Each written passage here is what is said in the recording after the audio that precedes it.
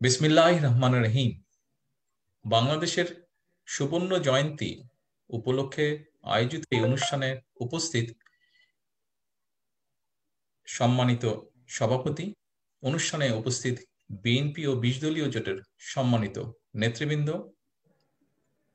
আমন্ত্রিত সম্মানিত অতিথিবৃন্দ,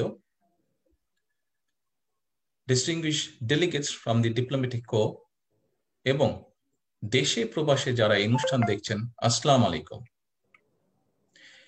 বিএনপির উদ্যোগে গঠিত সুবর্ণ জয়ন্তী উদযাপন কমিটি বছরব্যাপী সুবর্ণ জয়ন্তী উদযাপনের বিস্তারিত কর্মসূচি গ্রহণ করেছে।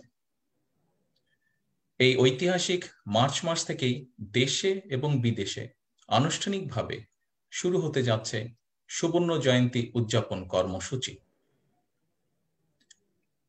দেশের বর্তমান প্রেক্ষাপটে বিএনপির এই উদ্যোগ জাতীয়ভাবে অত্যন্ত গুরুত্বপূর্ণ ও তাৎপর্যপূর্ণ। স্বাধীনতার সুবর্ণ জয়ন্তীর দিন গণনা শুরু হল। একটি জাতির জীবনে একটি দেশের স্বাধীনতাই সবচেয়ে বড় প্রাপ্তি। এই প্রাপ্তির সঙ্গে আর কোনো অপ্রাপ্তির তুলনা চলে না। স্বাধীন বাংলাদেশের জন্যই আজ আমাদের গর্বিত পরিচয়, আমরা বাংলাদেশী। তবে বাংলাদেশের সুবর্ণ জয়ন্তীর এই সময়ে জনমনে একটাই জিজ্ঞাসা, লাখো প্রাণের বিনিময় আমরা স্বাধীন মাতৃভূমি পেলেও স্বাধীন দেশের নাগরিকরা কেন আজ নিজ দেশে পরাধীন?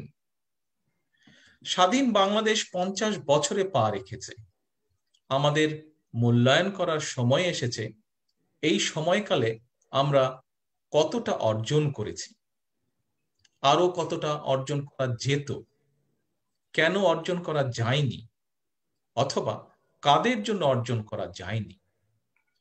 সম্মানিত নেতৃবৃন্দ, আমন্ত্রিত অতিথিবৃন্দ, আমাদের মহান মুক্তিযুদ্ধের মূল মন্ত্র ছিল সাম্য, মানবিক মর্যাদা, সামাজিক সুবিচার।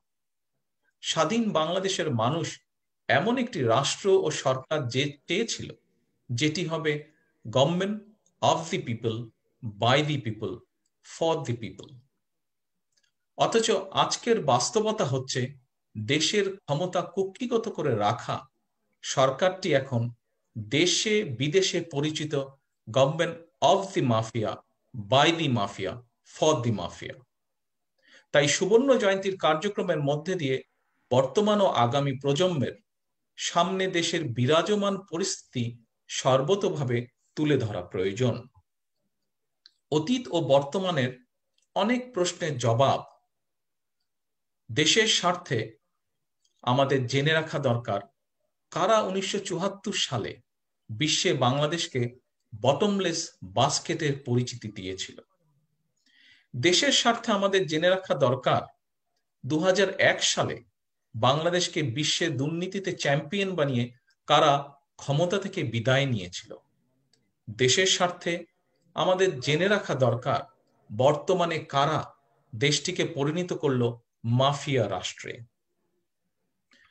গত 1 দশকে কারা দেশ থেকে 9 লক্ষ কোটি টাকা পাচার করে দিল। বাংলাদেশ ব্যাংকের রিজার্ভ ফান্ডের 800 কোটি টাকা কারা কিভাবে লোপাট করলো। কারা দেশটাকে খুন, গুম, অপহরণ, ধর্ষণের নিরাপদ ভূমিতে পরিণত করলো। কারা গণতন্ত্র হত্যা করে দেশে একদলীয় কুখ্যাত বাকশাল কায়েম করেছিল। বর্বর রক্ষী বাহিনীর গুম, খুন, অপহরণ, ধর্ষণের বিচার বন্ধে সংবিধানে কারা প্রথম ইন্ডিমনিটি দিয়েছিল। মুক্তিযুদ্ধকালীন বাংলাদেশের প্রথম প্রধানমন্ত্রী তাজউদ্দিন আহমেদকে কেন স্বাধীন দেশের মন্ত্রিসভায় থাকতে দেওয়া হলো না? দেশের মর্যাদার পক্ষে কথা বলার কারণে আবরারকে যারা হত্যা করেছে, স্বাধীন দেশে জন্ম নেওয়া এই নরপিশাচদের মগজ ধুলাই করলো কারা? সীমান্তে হত্যাকাণ্ডের প্রতিবাদ জানাতে বর্তমানে কেন বাংলাদেশের এত ভয়? এমন অনেক প্রশ্নের জবাবের মধ্যে নিহিত আজ কোন পথে আমাদের এই প্রিয় মাতৃভূমি বাংলাদেশ। কেন পথ হারিয়েছে আমাদের প্রিয় মাতৃভূমি বাংলাদেশ। সম্মানিত উপস্থিতি, 1975-এর 7ই নভেম্বর পরাজিত অপশক্তি মহাজোটের নামে একজোট হয়ে দেশের রাষ্ট্র ক্ষমতা দখলে রয়েছে। তাদের একটাই টার্গেট, দেশপ্রেমিক জাতীয়তাবাদী শক্তি এবং দেশের সেনাবাহিনীকে দুর্বল করে রাখা। এদেরই সুপরিকল্পিত ষড়যন্ত্রেই 2009 সালের 25 এবং 26শে ফেব্রুয়ারি বিডিআর পিলখানায় ঘটে সেনা হত্যাযজ্ঞ। স্বাধীন বাংলাদেশে সেনা হত্যাযজ্ঞের দিনটি কেন জাতীয় শোক দিবস হিসাবে পালন করতে এত দ্বিধা? জাতীয়তাবাদী শক্তি দুর্বল করতেই এই অপশক্তির ষড়যন্ত্রের শিকার দেশনেত্রী বেগম খালেদা জিয়া। 75-এর 7ই নভেম্বরের পরাজিত এই অপশক্তি বিএনপি সম্পর্কে অব্যাহত অপপ্রচার চালাচ্ছে, মিথ্যাচার করছে স্বাধীনতার ঘোষক সম্পর্কে। বাস্তবতা হলো, স্বাধীনতার ঘোষক সম্পর্কে মিথ্যাচার করে এরা নিজেরাই নিজেদের প্রশ্নবিদ্ধ করছে। কারণ বাংলাদেশের স্বাধীনতা ও মুক্তিযুদ্ধের ওপর গত 50 বছরে অসংখ্য বইপত্র লেখা হয়েছে। বিশেষ করে মুক্তিযুদ্ধে প্রত্যক্ষভাবে অংশ নিয়েছেন, নেতৃত্ব দিয়েছেন কিংবা ছিলেন প্রত্যক্ষদর্শী। মুক্তিযুদ্ধের পরপরই এমন অনেকে মুক্তিযুদ্ধ নিয়ে বই লিখেছেন। প্রত্যেকের লেখায় নানাভাবে তথ্য প্রমাণ সহ উপস্থাপিত হয়েছে জিয়াউর রহমান বাংলাদেশের স্বাধীনতার ঘোষক। জিয়াউর রহমান একটি স্বাধীন রাষ্ট্রের জন্মের সঙ্গে যে নামটি আষ্টে পৃষ্ঠে জড়ানো, যিনি বাংলাদেশের স্বাধীনতার ঘোষণা দিয়ে নিজেই ইতিহাস সৃষ্টি করেছেন, যিনি স্বাধীনতার মহান ঘোষক হিসাবে জায়গা করে নিয়েছেন জনগণের হৃদয়ে, মানুষের বিশ্বাসে, ভালোবাসায়। জনমনে শহীদ জিয়ার এই গৌরবজনক অবস্থান তার জীবনে সর্বশ্রেষ্ঠ অর্জন। তাই আজ আমাদের বক্তব্য স্পষ্ট, বাংলাদেশের স্বাধীনতা ও মুক্তিযুদ্ধের ইতিহাসে জিয়াউর রহমানের ভূমিকা ও অবদান মীমাংসিত। জনগণের হৃদয় স্বাধীনতার ঘোষকের অবস্থান নির্ধারিত। ফলে এখন কেউ যদি হামলা মামলা কিংবা বন্দুকের ভয় দেখি অথবা রাষ্ট্রীয় ক্ষমতা অপব্যবহার করে নতুন ইতিহাস নির্মাণের পথ রচনা করতে চায়, এই পথটি ভবিষ্যতের ইতিহাসে তাদের জন্যই বিপদ সংকুল হয়ে উঠতে পারে, একটি খারাপ দৃষ্টান্ত হিসাবে উপস্থাপিত হতে পারে। প্রিয় নেতা কর্মী বৃন্দ, স্বাধীনতা ও মুক্তিযুদ্ধের ঐতিহাসিক তথ্যগুলো তুলে ধরার পাশাপাশি স্বাধীনতার 50 বছরে বিএনপির অর্জন কিংবা সাফল্যগুলো নতুন প্রজন্মের সামনে আমাদেরকে তথ্য প্রমাণ সহ উপস্থাপন করা প্রয়োজন। ইতিহাস সাক্ষী, জনগণ সাক্ষী, স্বাধীনতার ঘোষক জিয়াউর রহমান যখন রাষ্ট্র পরিচালনার দায়িত্ব নিয়েছিলেন তখন বিশ্বে বাংলাদেশের পরিচিত ছিল তলাবিহীন ঝুড়ি। সেই দেশটিকে একটি আধুনিক, কার্যকর এবং কল্যাণকর রাষ্ট্র হিসেবে সারা বিশ্বে পরিচিত করিয়েছিলেন শহীদ প্রেসিডেন্ট জিয়াউর রহমান। সেই বাংলাদেশই আবার পরবর্তীতে খালেদা জিয়ার নেতৃত্বে বিশ্বে পরিচিত পেয়েছিলেন এশিয়ার এমার্জিং টাইগার হিসাবে। প্রিয় দেশবাসী, দেশপ্রেমিক জাতীয়তাবাদী শক্তি, প্রিয় নেতা কর্মী, সমর্থক ও শুভাকাঙ্ক্ষী বৃন্দ, বাংলাদেশে বিভিন্ন সময় বিভিন্ন মেয়াদে বিএনপি কমপক্ষে 5 বার দেশ পরিচালনা পেয়েছে। অর্থাৎ যতবার জাতীয় নির্বাচনে জনগণ ভোট দেবার সুযোগ পেয়েছে ততবার জনগণ ভোট দিয়ে বিএনপিকেই রাষ্ট্র পরিচালনার দায়িত্ব দিয়েছে। আমি এ প্রসঙ্গে একটি তথ্য উপস্থাপন করতে চাই। দেশের বর্তমানে ভোটার সংখ্যা 11 কোটিরও বেশি। এর মধ্যে গত 1 দশকে যুক্ত হওয়া 2.5 কোটিরও বেশি নতুন ভোটার। অত্যন্ত দুঃখজনক বাস্তবতা হলো, তরুণ প্রজন্মের এই নতুন ভোটাররা গত 1 দশকে একটি বারের জন্য ভোট দিতে পারেননি। ইতিহাস বলছে, রাষ্ট্র ক্ষমতা কুক্ষিগত করে রাখা বর্তমান ক্ষমতাসীন দলটি 1973 অথবা 2014 কিংবা 2018 স্বাধীনতা উত্তর বাংলাদেশ কিংবা বর্তমান, যতবারই তারা রাষ্ট্র ক্ষমতায় ততবারই তারা জনগণের ভোটের অধিকার হরণ করেছে, বাক স্বাধীনতা কেড়ে নিয়েছে। এটাই ইতিহাস, এটাই সত্য।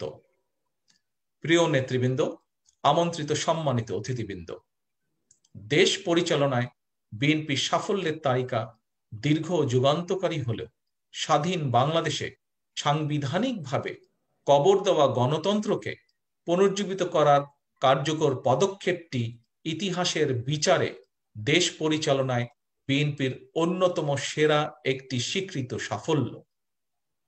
জিয়া রহমান ছিলেন এমন একজন মুক্তিযোদ্ধা যিনি অস্ত্র হাতে সম্মুখে সমরে যুদ্ধ করেছেন, যুদ্ধের ময়দানে অসংখ্য শত্রুকে পরাজিত করেছেন, আবার কাছ থেকে সচক্ষে দেশ রক্ষার স্বাধীনতার জন্য অসংখ্য মুক্তিযোদ্ধার আত্মত্যাগ দেখেছেন।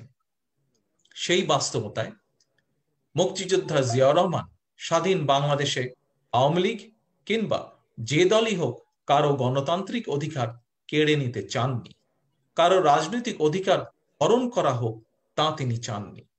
তাই মুক্তিযোদ্ধা জিয়া জনগণকে সঙ্গে নিয়ে যেভাবে দেশ স্বাধীন করেছেন, একইভাবে রাষ্ট্র পরিচালনায় গিয়ে স্বাধীন দেশে মানুষের স্বাধীনতা প্রতিষ্ঠা করেছেন। স্বাধীন বাংলাদেশে নিষিদ্ধ আওয়ামী লীগকে স্বনামে রাজনীতি করার সুযোগ দিয়েছেন। সুতরাং রাষ্ট্র পরিচালনায় মুক্তিযুদ্ধই বিএনপির প্রেরণা ও বিশ্বাস। স্বাধীনতার গৌরবকে আরো দীপ্তমান করতে শহীদ জিয়া প্রবর্তন করেছিলেন স্বাধীনতা পদক। রাষ্ট্র ও সমাজে মুক্তিযুদ্ধের গৌরব ছড়িয়ে দিতে, মুক্তিযোদ্ধাদের কল্যাণ নিশ্চিত করতে খালেদা জিয়া প্রতিষ্ঠিত করেছিলেন মুক্তিযুদ্ধ বিষয়ক মন্ত্রণালয়।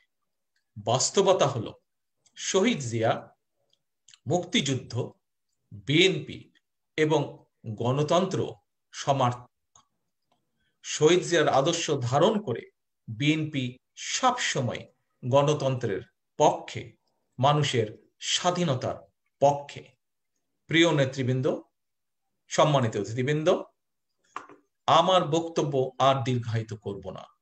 এই দেশের বীর মুক্তিযোদ্ধারা 50 বছর আগে মুক্তিযুদ্ধ করে বাংলাদেশ স্বাধীন করেছিলেন। লাখো শহীদের রক্তের বিনিময়ে অর্জিত সেই দেশটির সার্বভৌমত্ব এখন ভুলণ্ঠিত, এখন হুমকির মুখে। তাই আমাদের এবারের যুদ্ধ স্বাধীনতা রক্ষার যুদ্ধ, আমাদের এবারের যুদ্ধ মানুষের স্বাধীনতা প্রতিষ্ঠার যুদ্ধ। এই যুদ্ধে আমাদের অঙ্গীকার, দেশ বাঁচাও, মানুষ বাঁচাও। আজ থেকে শুরু হলো সুবর্ণ জয়ন্তীর বছরব্যাপী কার্যক্রম। আজকের এই অনুষ্ঠানের মাধ্যমে দেশপ্রেমিক প্রতিটি নাগরিকের প্রতি আমার উদাত্ত আহ্বান, সুবর্ণ জয়ন্তীর এই যাত্রায় বাংলাদেশের পক্ষের শক্তির, গণতন্ত্রের পক্ষের শক্তির সক্রিয় এবং ঐক্যবদ্ধ অংশগ্রহণ চাই। কারণ এটি আজ প্রতিটি গণতান্ত্রিক মানুষের দাবি। সবশেষে আজকের এই মহতী অনুষ্ঠানের সম্মানিত সভাপতি, অনুষ্ঠানে উপস্থিত সম্মানিত নেতৃবৃন্দ, আমন্ত্রিত অতিথিবৃন্দ, দেশে এবং বিদেশে যারা এই অনুষ্ঠানটি এতক্ষণ ধরে দেখেছেন, শুনেছেন, আপনাদেরকে সকলকে সুবর্ণ জয়ন্তীর আন্তরিক শুভেচ্ছা ও ধন্যবাদ জানিয়ে আমার বক্তব্য শেষ করছি। আল্লাহ হাফেজ। বাংলাদেশ জিন্দাবাদ। বাংলাদেশ জাতীয়তাবাদী দল জিন্দাবাদ।